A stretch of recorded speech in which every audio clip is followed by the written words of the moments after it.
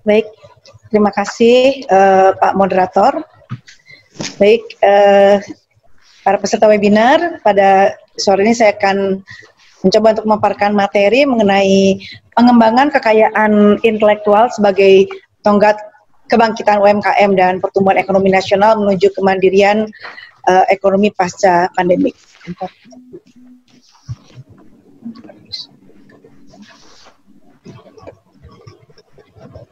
Baik, sebentar. Bisa ini?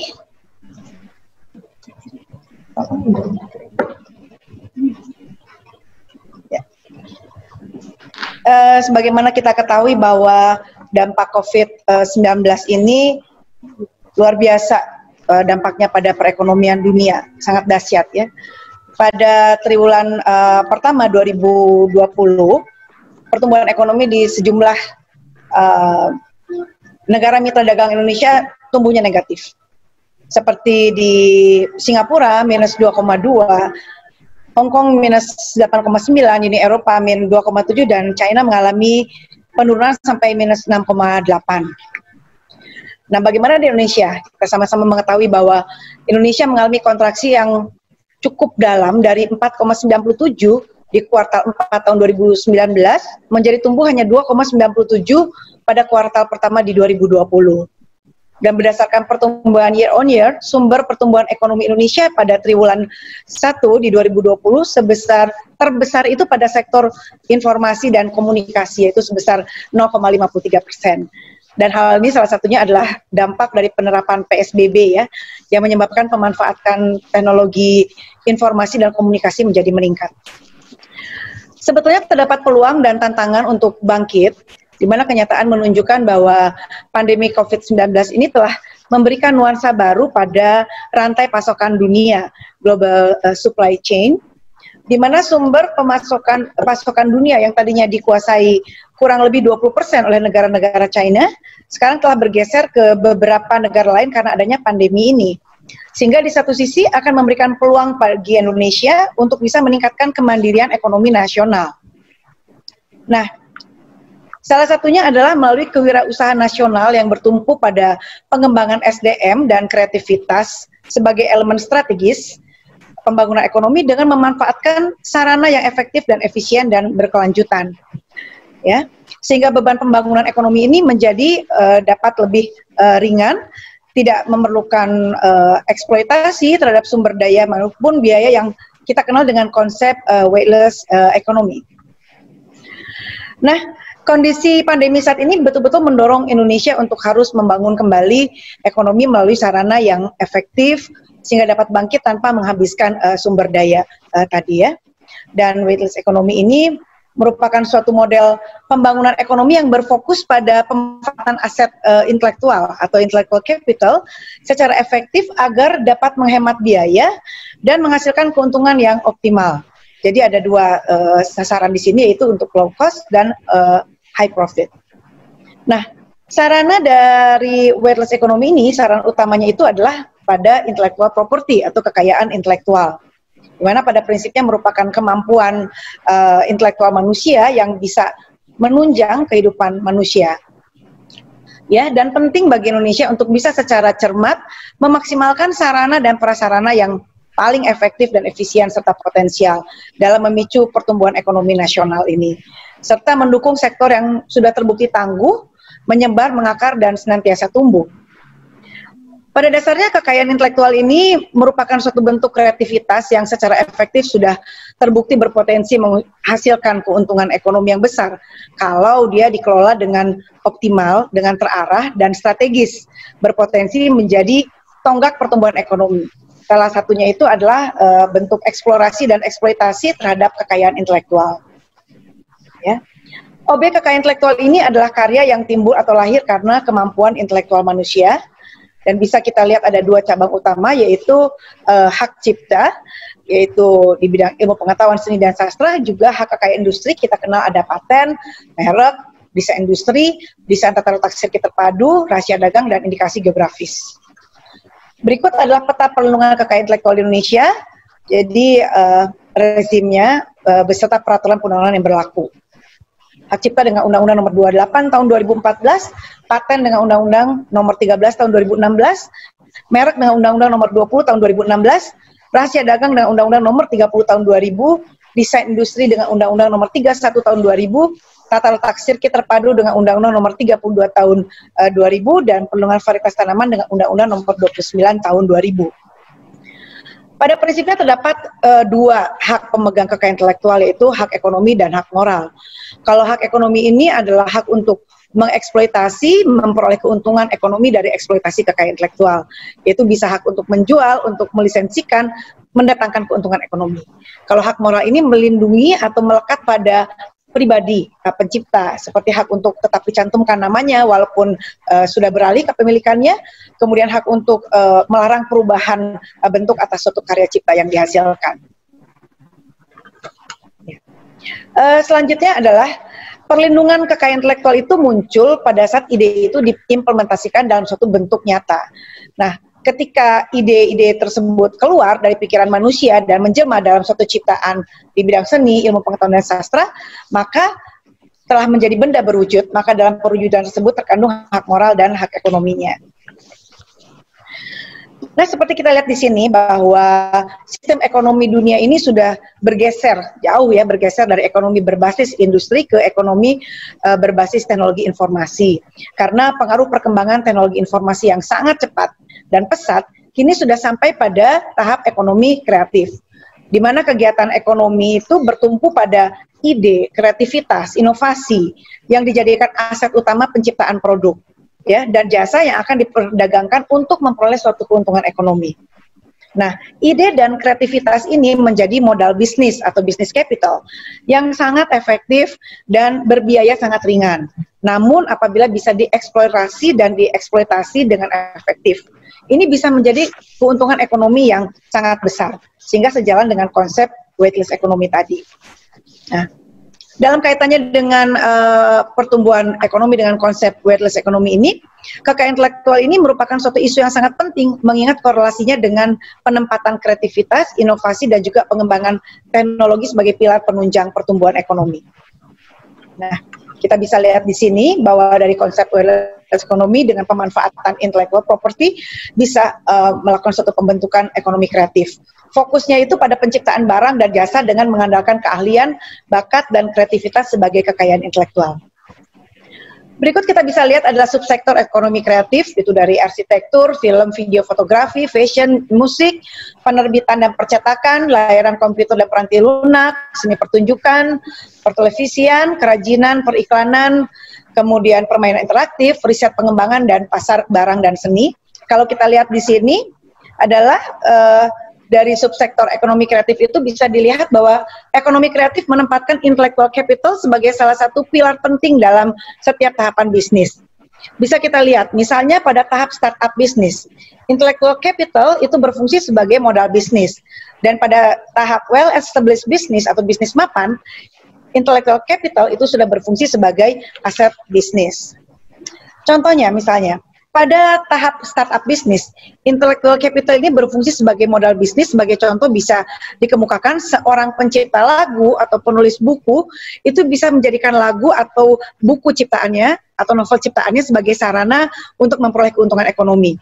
Sehingga dengan penghasilan tersebut ia bisa mandiri secara ekonomi, dan selain itu bisa dilakukan pemanfaatan lebih lanjut dari karya cipta tersebut. Misalnya suatu lagu bisa dijadikan soundtrack sinetron, digunakan sebagai RBT, buku bisa diadaptasi dalam bentuk film. Nah, dalam hal ini maka kekayaan intelektual itu sudah bisa menjelma sebagai aset bisnis yang bisa menghasilkan keuntungan yang lebih luas, tidak hanya bagi pencipta saja, tapi juga bisa membuka lapangan pekerjaan dan sektor usaha baru. Nah, selanjutnya di sini, dalam tahap bisnis mapan, intellectual capital ini berfungsi sebagai aset bisnis. Contohnya adalah merek. Suatu merek itu bisa menjadi simbol bagi kualitas produk dan reputasi produsen.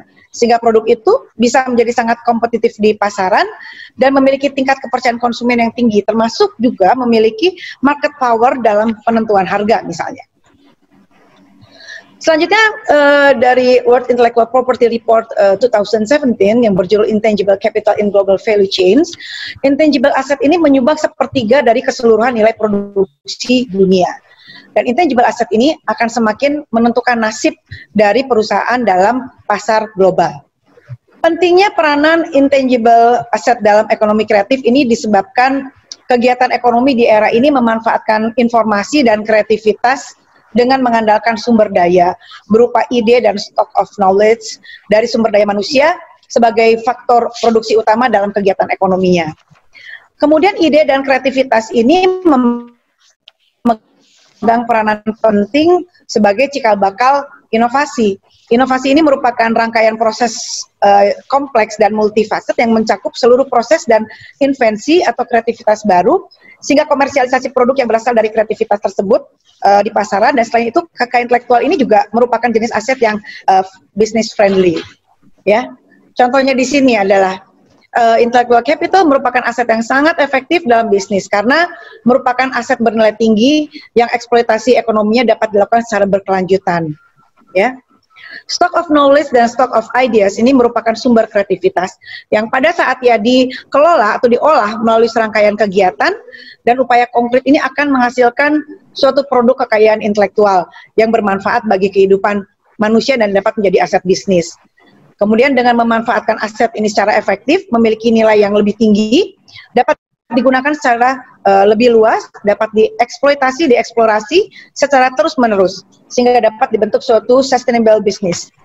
Kita bisa lihat contoh di sini, yaitu contoh pembentukan sustainable business melalui pemanfaatan dan pengembangan aset kekayaan intelektual. Contohnya adalah filosofi kopi. Ini bermula dari kumpulan cerpen karya Dewi Lestari atau Dia, salah satu penyanyi dan pencipta lagu yang terkenal di Indonesia, yang menjadi pemegang hak cipta atas karya sastra tersebut. Kemudian novel itu diangkat menjadi film layar lebar oleh sutradara Angga Dwi Masa Songko dari V Cinema Pictures. Kemudian dikembangkan menjadi berbagai model bisnis. Kekayaan intelektual ini misalnya juga dari pengembangan derivatif tadi, kegiatan membangun bisnis melalui KI tersebut ternyata bisa menghidupkan berbagai model bisnis, termasuk branding untuk coffee shop misalnya dan fashion apparel. Kemudian selain beragam dari sisi bentuk bisnis, sumber-sumber pendapatan itu menjadi lebih solid dengan menguatkan merek dagang. Nah, di sini Angga Dwi Mas Sasongko ini telah menjadikan IP sebagai aset inti perusahaan yang diimplementasikan ke berbagai macam model bisnis, ya, melalui intellectual property development. Nah, IP development ini adalah suatu proses untuk bisa menjadikan kekayaan intelektual ini bisa hidup di banyak medium, di berbagai lini bisnis, dan menghasilkan berbagai sumber pendapatan sekaligus meningkatkan valuasinya. Kita bisa lihat di sini adalah flowchart dari monetisasi filosofi kopi dari kumpulan cerpen yang dinovelkan, kemudian dibuat derivatifnya menjadi suatu film, ada hak cipta di situ. Kemudian ada coffee shop dengan merek dagang filosofi kopi, fashion apparel dengan filosofi kopi, kemudian food and beverage untuk merek dagangnya. Ini semua akan menghasilkan suatu penghasilan, ada suatu keuntungan ekonomi yang diperoleh, dan juga untuk penciptaan lapangan kerja. Baik. Nah, ini kita lihat contoh intellectual capital sebagai aset bagi well-established business, bahwa perusahaan berbasis teknologi informasi dan aplikasi sebagai intellectual capital ini sangat cepat pertumbuhannya. Banyak perusahaan startup Indonesia yang mampu meraih status unicorn bahkan dekakon dalam jangka waktu yang relatif sangat singkat dari kemunculannya. Contohnya di sini kita bisa lihat Gojek pertama kali diluncurkan tahun 2010 memperoleh status unicorn pada Agustus 2016 dan 3 tahun selanjutnya sudah memperoleh status dekakon. Tokopedia yang didirikan tahun 2009 memperoleh status unicorn pada tahun 2017, valuasi pada tahun 2019 mencapai valuasi sampai 99 triliun. Selanjutnya Bukalapak, ini didirikan tahun 2010, memperoleh status unicorn pada Maret 2018 dengan valuasi 2,9 miliar US dollar atau 41 triliun. Kemudian Traveloka yang didirikan tahun 2012 memperoleh status unicorn pada Juli 2017. Dan tahun 2019 valuasinya mencapai 28 triliun. Nah, selain valuasi perusahaan yang terus meningkat, brand valuation dari perusahaan tersebut juga sangat tinggi. Dalam arti nilai intellectual capital perusahaan ini juga yang merupakan merek itu sangat tinggi. Dan berdasarkan The Brands Top 15 Most Valuable Indonesian Brands di 2019, menduduki peringkat ke-6 ya, Gojek menduduki peringkat ke-6 dengan brand value sekitar 62 triliun. Kemudian Tokopedia sekitar 31 triliun, Traveloka sekitar 23 triliun. Itu tadi kita kalau bicara mengenai bisnis yang sudah mapan. Sekarang kita melihat di sini mengenai UMKM di Indonesia. Tadi sudah banyak dibahas oleh para panelis sebelumnya. Nah, untuk bisa bertahan di masa pandemi dan untuk bangkit pasca pandemi, salah satu aktor kuncinya ini adalah sektor UMKM yang terbukti pada krisis di tahun 1998 itu bisa bertahan ya. Nah, pelaku UMKM di Indonesia saat ini sudah mencapai, tadi sudah dijelaskan, 56 juta di Indonesia yang terbagi menjadi UKM mikro, UKM kecil, menengah, dan UKM besar. Pengembangan UKM dari tingkat usaha mikro hingga tingkat usaha menengah atau besar ini sangat berkorelasi dengan intellectual capital, yaitu merek. Baik itu untuk personal branding maupun untuk product branding. Untuk personal branding dalam bisnis berarti produk itu bisa menggambarkan reputasi ya dari produsen. Dan sebaliknya kapabilitas produsen itu tergambar dari produk yang dihasilkan dan dipercaya sebagai produsen yang dapat menghasilkan produk yang berkualitas. Kalau product branding di sini dalam bisnis ini merupakan suatu strategi bisnis yang menciptakan persepsi atau brand image di mata konsumen yang akhirnya bisa membentuk citra produk dan citra merek yang dimaksud untuk bisa mempengaruhi konsumen untuk memutuskan untuk membeli suatu produk. Kemudian merek ini memiliki peran dan potensi valuasi yang sangat besar dalam bisnis, yaitu identitas produk, kualitas produk, reputasi perusahaan, ya. Nah, kebangkitan ekonomi dan kemandirian ekonomi pasca pandemi ini adalah bahwa sebagai suatu aset kebendaan, intellectual capital ini tetap hanya merupakan objek yang sifatnya pasif. Nah, penggunaan dan optimalisasinya itu sangat bergantung pada instrumen dan faktor lainnya, terutama subjek selaku elemen aktif dan faktor pendukung. Contohnya di sini adalah creative policy, kebijakan-kebijakan yang pro terhadap pengembangan perlindungan kreativitas dan inovasi, dan menempatkan ekonomi kreatif sebagai kreatif ekonomi mainstreaming dalam proses pengembangan produk, sehingga bisa mendorong pertumbuhan ekonomi nasional.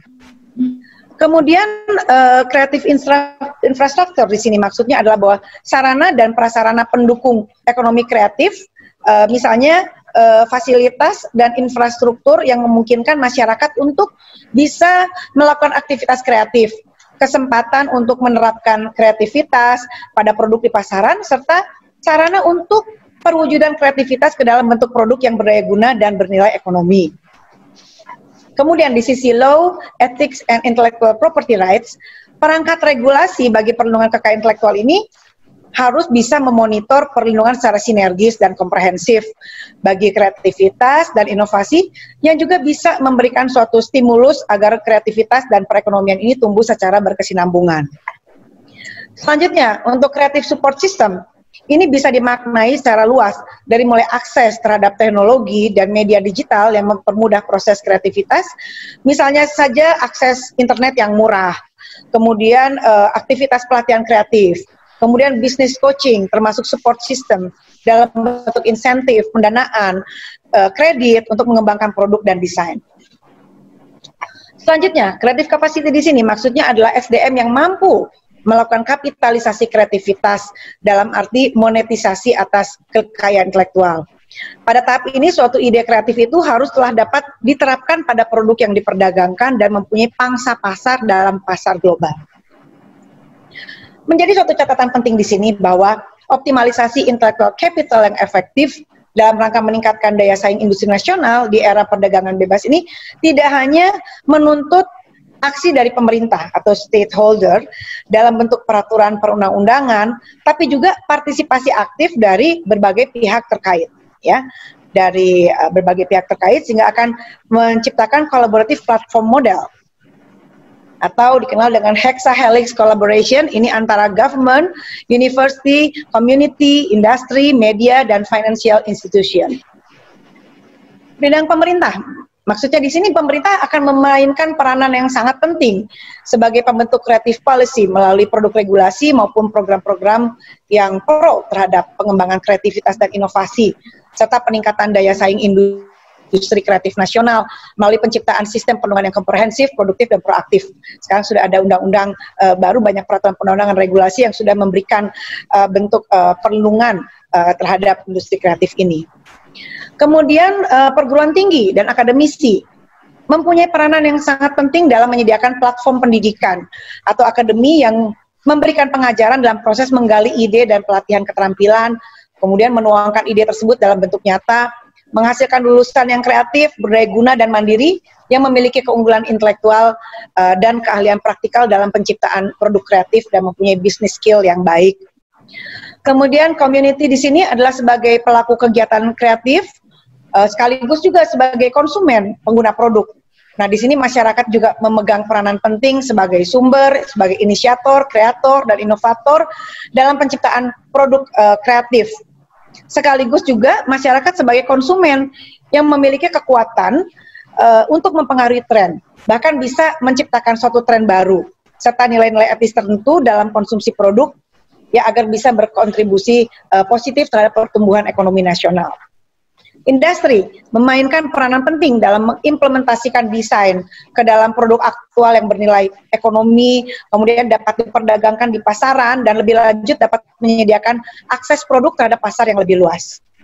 Bagaimana dengan media? Jelas, luar biasa pengaruhnya. Terutama media digital, ini sangat berperan penting dalam proses promosi dan pemasaran produk yang sangat efisien dengan jangkauan luas. Media juga bisa dijadikan sarana edukasi bagi masyarakat untuk memupuk kesadaran dan penghargaan terhadap kreasi kekayaan intelektual dalam kaitannya dengan penggunaan dan penghargaan terhadap produk kreatif.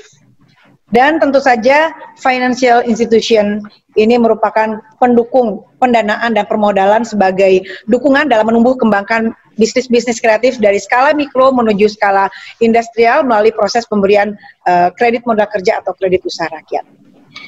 Demikian kira-kira materi yang bisa saya sampaikan pada sore hari ini. Terima kasih atas kesempatan yang diberikan. Selanjutnya waktu dan tempat saya kembalikan pada moderator. Terima kasih. Assalamualaikum warahmatullahi wabarakatuh.